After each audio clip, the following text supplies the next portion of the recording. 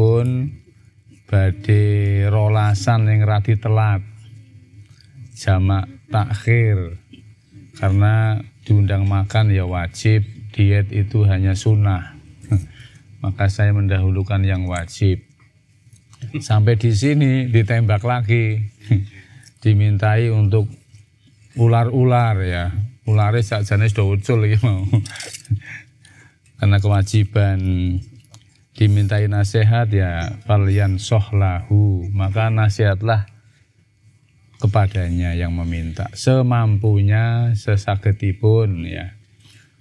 Mau Dr. Desin sampun ngaturi mukadimah kanthi basa Jawa krama ingkang mlitit ados mukadimah walimahan ning menika kursi pelaminanipun boten wonten, petugas KUA-nipun nggih dereng rawuh dados nasihat kemawon.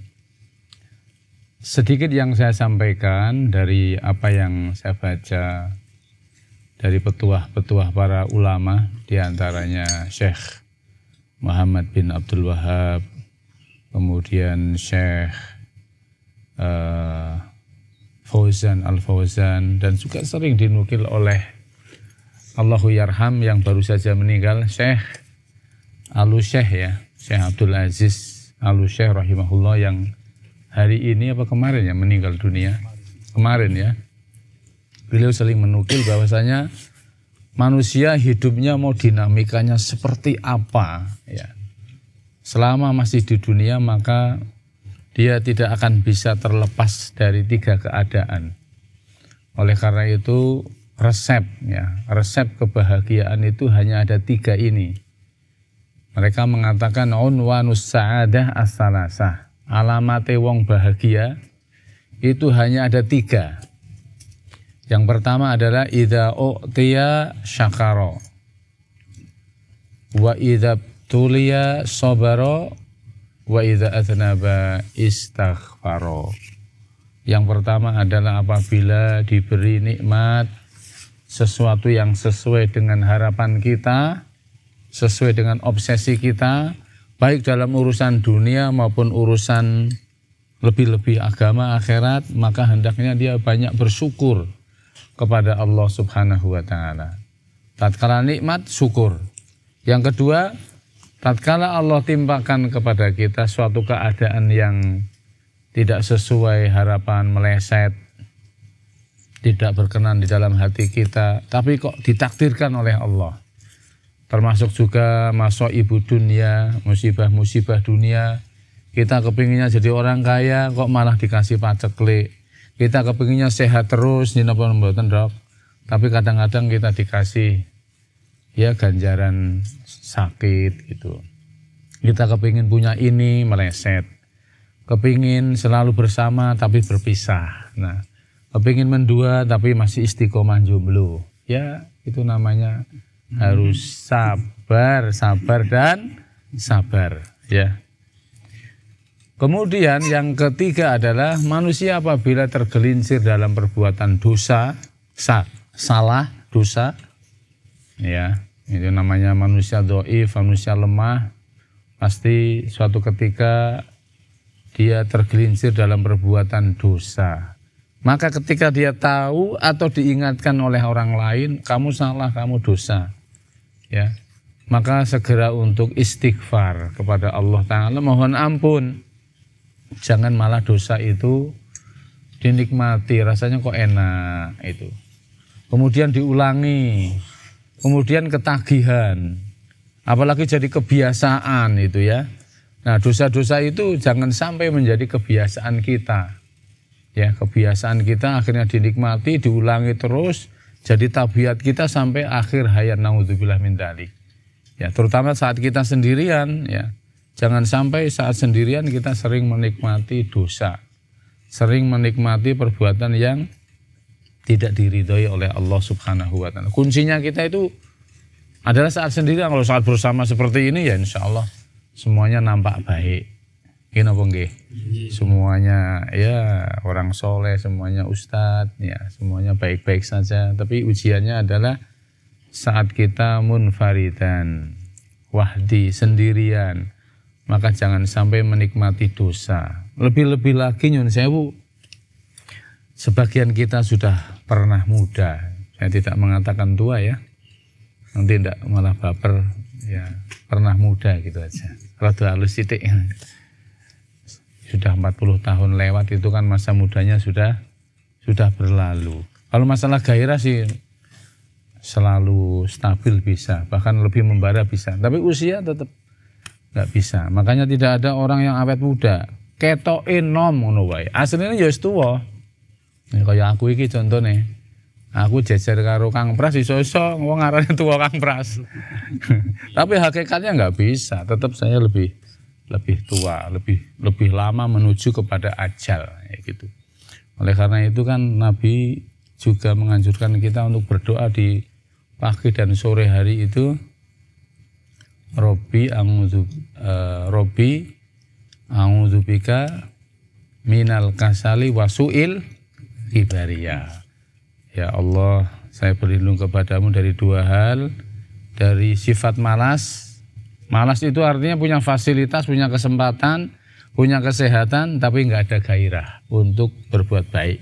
Yang kedua, su'il kibari, wis tuwa ning kok rutin gawe dosa, masih nikmat menikmati dosa dan sebagainya. Maka jangan seperti itu, harus segera istighfar. Kemudian ikhlas sekalian, nek ngono berarti aku milih dadi wong sing sugih ning selalu bersyukur daripada wong kere ning sabar. Belum tentu ya. Karena Allah paling mengetahui mana kebaikan yang pas buat kita. Ya. Buktinya Allah Subhanahu wa taala berfirman wa qalilum min ibadiyas syakur. Dan sedikit sekali dari hamba-hamba Allah itu yang mau bersyukur. Artinya dari orang-orang yang diberi nikmat itu, yang nikmat yang sangat banyak yang diturunkan Allah ke muka bumi, yang kita dapatkan itu sedikit sekali yang mau bersyukur. Buktinya lagi apa? Kalau kalau Rasulullah SAW mengabarkan kepada mayoritas penghuni api neraka. Siapa yang mayoritas penghuni api neraka siapa? Wanita, betul ya, wanita ya. Kenapa wanita itu banyak masuk neraka? Apakah mereka kufur kepada Allah dan Rasulnya? Tidak. Sebabnya adalah yakfurnal asir, yakfurnal iksan, tidak mau bersyukur terhadap keadaan suaminya. Itu loh, suaminya banyak berbuat baik, menyelamatkan dia, mendampingi dia, memberi banyak kebaikan, perlindungan, hanya 1-2 kejelekan diungkit-ungkit ya. Akhirnya tidak mau bersyukur terhadap keadaan suami, bahkan kemudian naudzubillah min dzalik, banyak wanita yang menuntut cerai karena suaminya miskin. Banyak apa tidak? Banyak sekali. Di KUA itu ribuan wanita itu menuntut cerai dari suaminya, dipengaruhi setan gara-gara suaminya itu miskin. Nah, ini buktinya bahwa banyak sekali kaum hawa yang tidak bersyukur. Sebaliknya, kalau kita melihat kabar dari Rasulullah tentang mayoritas penghuni surga. Siapa mayoritas penghuni surga? Orang miskin. Orang miskin kebanyakan aksaruhum minal fuqara wal masakin. Kebanyakan penghuni surga justru orang miskin, orang fakir. Ini bukan perintah untuk kita menjadi orang fakir atau miskin, bukan. Karena hadis ini adalah kabar ya, bukan perintah. Artinya apa?